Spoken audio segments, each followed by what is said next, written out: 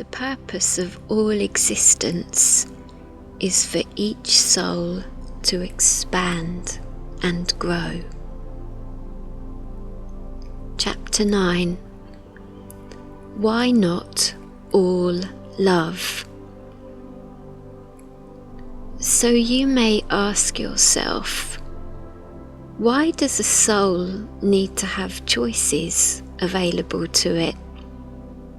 Why can't everything have been created out of love, and that fear did not exist? This question is valuable, with a straightforward answer, for a soul to learn. The purpose of all existence is for each soul to expand and grow. The growth comes from every step a soul makes towards understanding and practicing the information in this book. It may seem that each soul is individually learning this lesson, but in reality, each living soul is learning on behalf of the collective. Each residing soul has consciousness shared and accessed by all living souls, as you are all one. This learning is automatically added to the hive mind of the collective consciousness, so that each soul can benefit from the experiences of each individual soul. The reason for living each life is to learn how to be and how to act from a place of love. And as this practice is achieved, the frequency of that soul becomes elevated. A soul embodying this learning can then act as an example to others and become a teacher to others, so that their frequency can also elevate. Each soul must learn the lesson of choosing to listen and respond from the bird's perspective of fear, or to listen and respond from the bringer's perspective of love. A fully enhanced soul, one that has completed this learning and is aware of both alternative levels of consciousness, is an ascended soul, one which no longer requires life experiences from which to learn,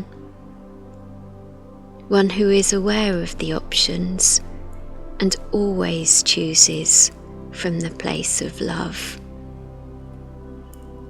Once this lesson has been learnt, further life is not required unless it chooses additional life experiences. That soul can then become a guide, a mentor, or an advisor to other souls who are still living, having experiences to learn the teachings contained within this book. It can choose to move through alternative and higher dimensions of conscious awareness, as its frequency has been increased to a point at which this becomes possible. In theory, this may all seem like a simple exercise, but it is not.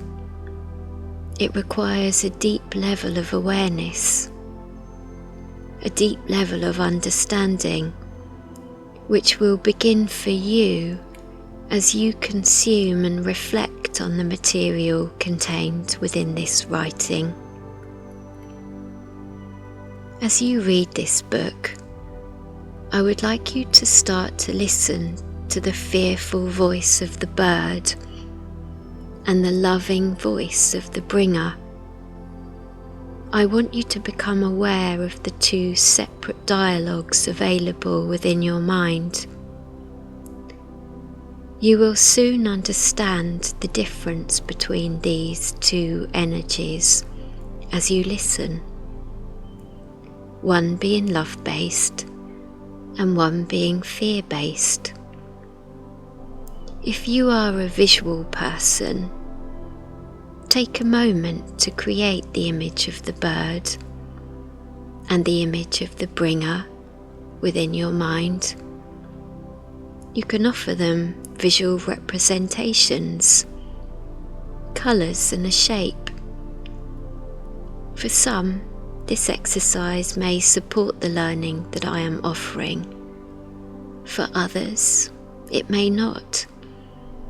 If you do not feel compelled to invest in this idea, you should at least begin to recognise the voice of the bird and the voice of the bringer, as this is how you will start to notice their existence.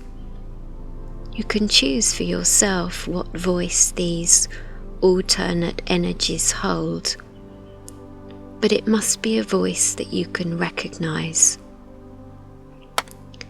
Remember that the bird holds all of the characteristics of fearful energy, but it is incredibly clever at hiding this.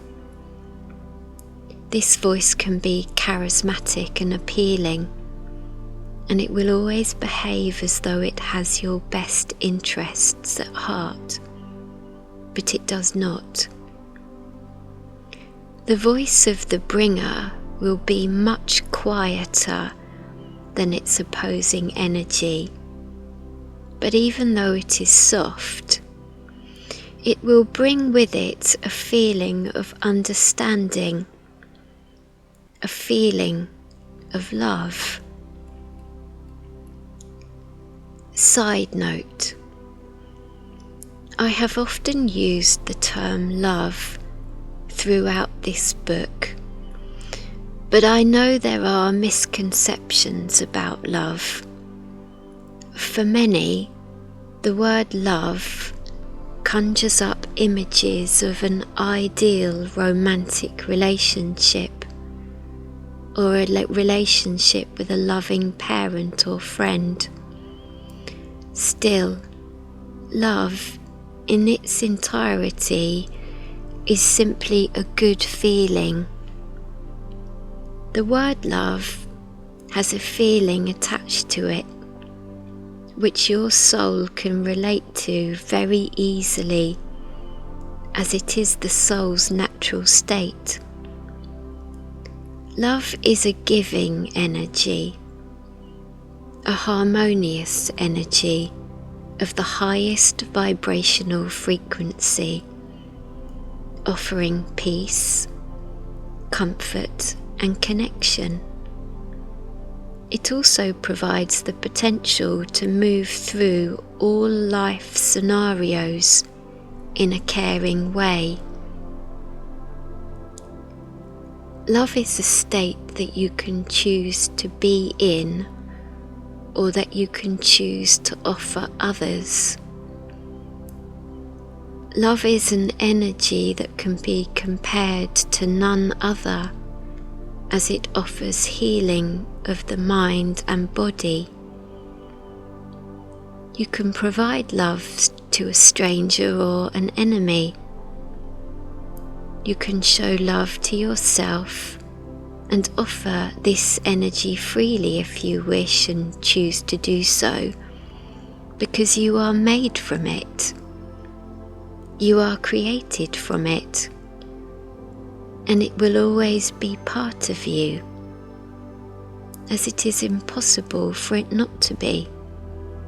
It is an ever-giving source, and there is no end or beginning to love.